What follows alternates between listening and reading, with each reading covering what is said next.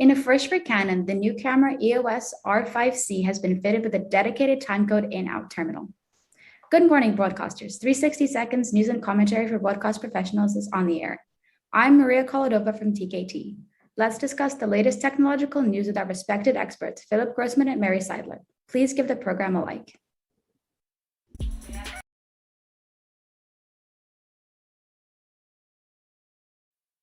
Canon's new camera includes a high-resolution, full-frame CMOS sensor and DIGIC X processor and RF mount, which enables 8K capture. Philip, how do you think this new solution is going to be applied? So first, I'm a Canon shooter. I love Canon. That's what I've been shooting for 15 years now. I'm excited by this camera and disappointed by the camera.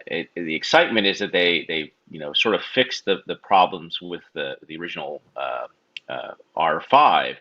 The thing I'm disappointed about is I bought the R5 and didn't wait for this one. But they've been sort of a leader in producing sort of that SLR style camera that's both photo and video. One of the first. In fact, Shane Herbert used the original 5Ds on some movies because it's a tiny compact camera. So this one, they've really moved into that 8K market full force. They've put a fan. They're not as worried about the weather sealing, which was the original R5. Gone to 8K raw light. So it really has the capability for sort of that documentary filmmaker, and it's really also geared towards people who do weddings and things like that. The interesting thing, Mary, is it actually now has a hot shoe that will accept XLR, so it can do good audio, which a lot of the original SLRs just had very poor audio support. And Mary, can you speak a little bit more about the audio side of it?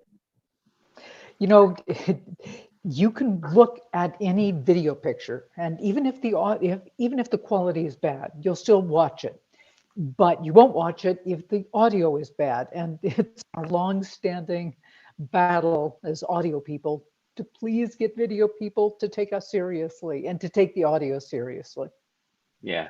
Audio is audio is very, very important, and it's what's the saying?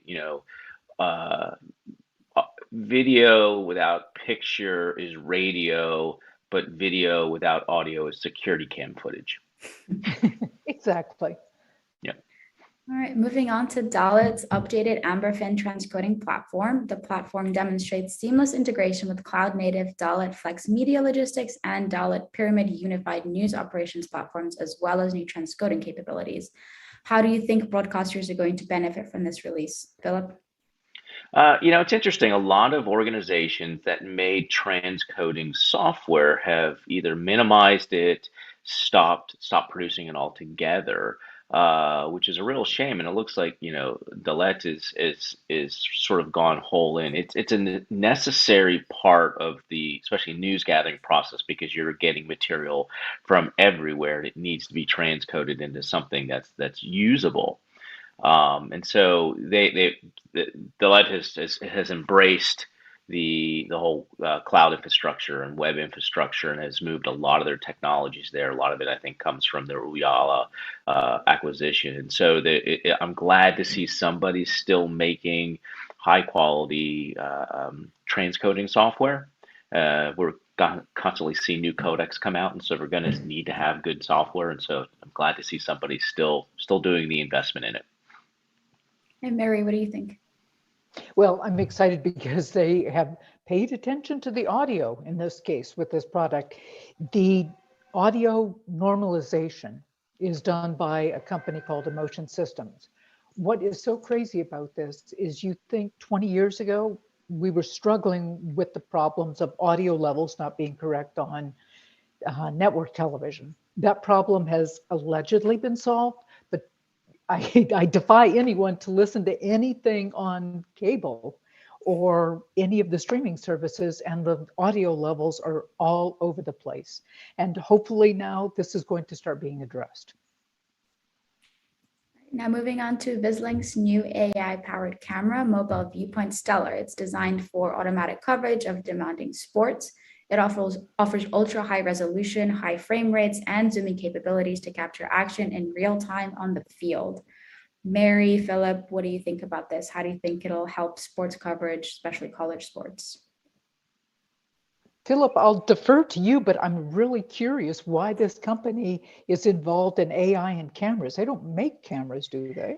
Yeah, no, Vislink is, I mean, they're known for their wireless transmission, especially in the sports world, cameras on the field and other areas. So it's interesting that they're starting to dive into. They've had a couple PZT type cameras with their wireless technology. So I would suspect that they aren't making the camera themselves or the sensors, but leveraging and utilizing their wireless technology and sort of bringing it down to that mid-tier sports. You know, as we know, there's lots and lots of room on the internet for video, and this is enabling that I forget which level A college sports or the lower level sports of smaller schools, but it's giving them some of the same capabilities that some of the larger schools have by providing this Vista view and then using AI technologies to sort of power and enhance the ultimate coverage of that sporting event.